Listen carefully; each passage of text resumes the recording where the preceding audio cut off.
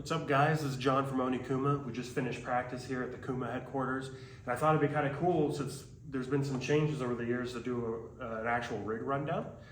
I've kind of stripped down over the years, less cymbals from like 2 years ago, even less drums. But what I have has been working really cool, and it sounds really epic. So I thought it'd be kind of cool to share, and like especially with my racks, kind of look at what we got. And we're going to start from cymbals, going from left to right. I am using two hi-hat bottoms. I mainly play Sabian, by the way. Sabian's just been something I've done for many years. Back when I was a kid, I had the B8 starter series. There's just something about the feel that felt really good. But over the years, I've kind of like obviously gotten a little better cymbals. But over here on the hi-hats, I use two bottoms. The bottom one is a B8 Pro bottom, and the top one is just a regular B8. The reason I use that is they're thicker, they're indestructible. They have a little bit more bite.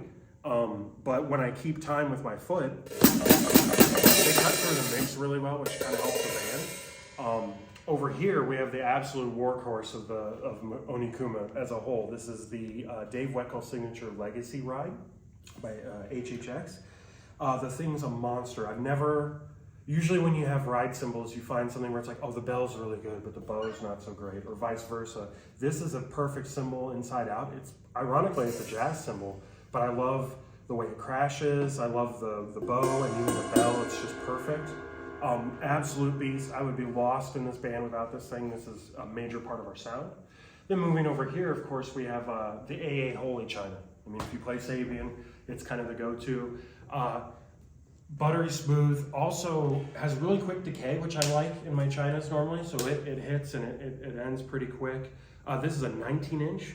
By the way, the HHX Legacy Ride is a 22, but these are 19-inch AA Holy China. It has the right kind of pierce that I like, where it stands out sonically, but it's still got enough body you can kind of, break down and crash on it. It's really cool. Then over here on the very end is my favorite crash cymbal in the world. This is an HHX Extreme Crash, but a 19-inch. This is the crash that you think of when you think of a crash cymbal. It's dark. Again, these are kind of like jazzy-ish kind of cymbals, but man, it feels really good. It's thicker than what you'd expect, but it sounds perfect, and I love it. I wish I could get a bigger size, but 19 is the biggest they do, so I'm kind of stuck with that. As far as drums go, I play Tama drums.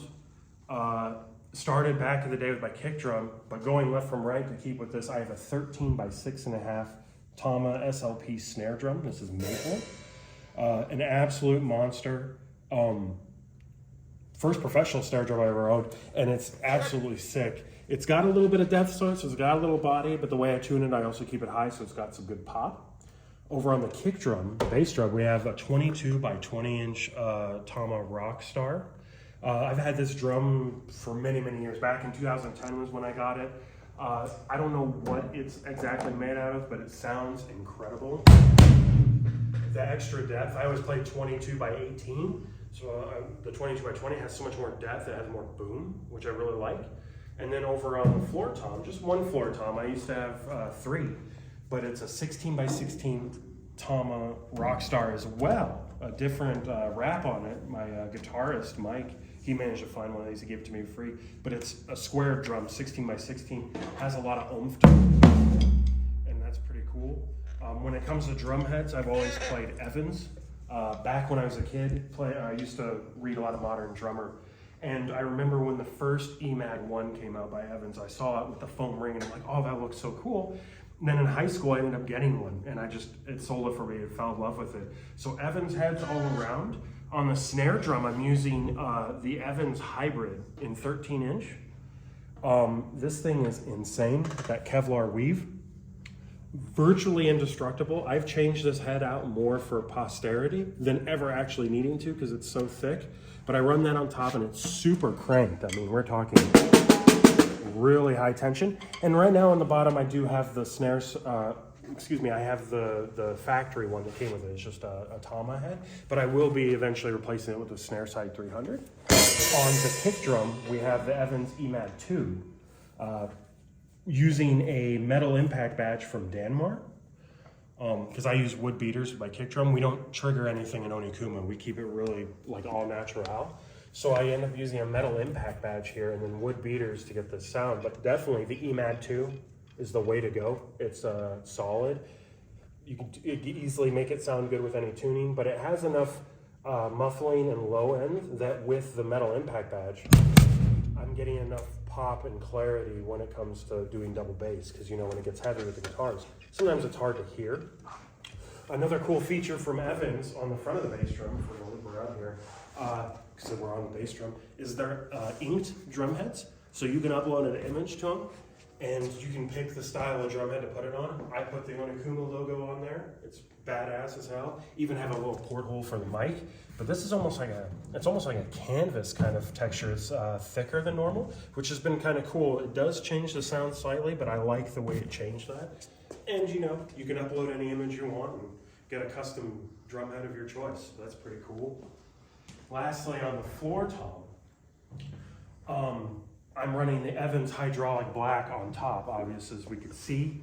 But on the bottom, interestingly enough, I'm using Evans hydraulic clear, which they call the glass. I wanted to experiment with this because there's usually a lot of overtones in bigger drums, but using two batter heads, one on top, one on bottom, and I'm able to actually tune this a little higher than normal to get better rebound, stick control, but it still keeps that depth and it doesn't have all the overtones. Also, when I rim shot with this, which I do a lot based on their height, it has this cool push to it. Really kind of comes out kind of tribally, which has been pretty awesome. Pedals for this kit, again, they're Tama, running Iron Cobra 900 Power Glides for the bass drum. And I just got the Iron Cobra hi-hat going on here, which has been pretty cool. Experimented with that today in practice. Absolutely fun and cool. The purpose of that was, of course, being able to bring my hi-hat pedal inside where I keep my slave pedal, and also get the angle I want for my hi-hat cymbals, because I have this kind of angle thing going on with my drums. But with my slave pedal for my bass drum on the outside of my hi-hat pedal, as opposed to the inside, I don't have my bass drum crawling away from me while I'm playing, because I hit like a cement truck when it comes to that. The only other thing I can think of, well, no, that's true, we've got all the hardware, and that kind of leads into hardware. So I run everything off of two kind of stealth racks I've put together for the last 4 or 5 years now. Gibraltar was the basis for it. I cut them to size.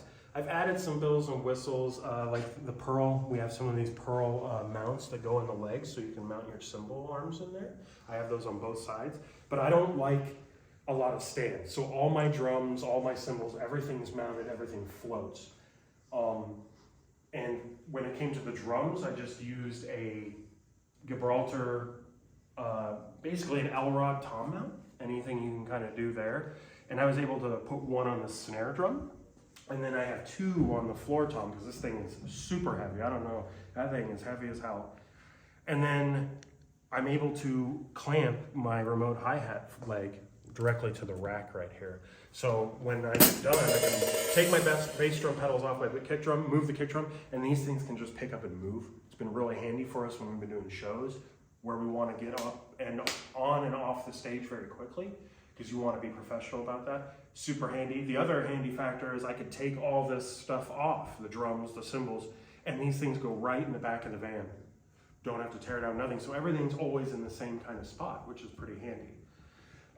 So I've been loving that. I've been doing these, and that kind of, it's one of those things that stick out for me as a drummer, because I play a little bit open-handed. Obviously my cymbals are pretty low. I don't have any toms over my bass drum, and everything's kind of angled away from me, and that helps with my shoulders, because I have some injuries from the past. But more importantly, it feels easy. I've always kind of done kick, snare, floor tom. It's kind of my go-to. I've had extra toms in the past, but it just gets too much. And the last little bit of hardware that I want to talk about is just the sticks.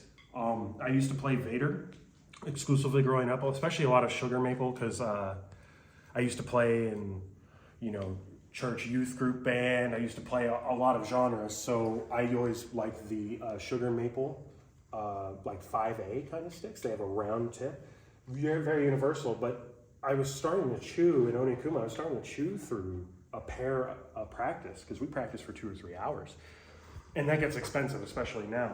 So I was able to, I did some research. I found a place that sells wooden dowels of any kind of wood, and I was looking at red oak. And for 70 bucks, I can get enough dowels to make 30 pairs of drumsticks. So I've been using these red oak. They're 5/8. They're a little bit bigger than 5B, but they're really light. They're lighter than they look. But I like the double butt end for two things. One, the drum projection. There's something about the drum projection that's really good. But instead of having the shoulder mount stick to do a ride bell, because it's double butt, I can get a clear punch just from using the tip on that. And because they are a little bit heavier than your normal sticks with the taper, it kind of does the work for you, but it's not like you're smacking these with concrete. They're actually much lighter than what you'd expect, and I'd rather have my sticks break than any of my cymbals break. Outside of that, I think that's pretty much the whole rig. Like I said, this has been kind of a work in progress for the last 4 years. But this is kind of what I've settled on, and this has worked really well for us, especially as a band. Again, quick load-ins, quick setup, play the show, get out, get down, quick tear down. One person can carry each one of these racks, even with stuff on it, bass drum, pedals. You're good to go. But I just want to share that. I love these kind of rig rundowns, and I wanted to see if anyone else was curious about it. But this is what I've kind of done. So thank you very much for watching. Keep rocking out. Thank you.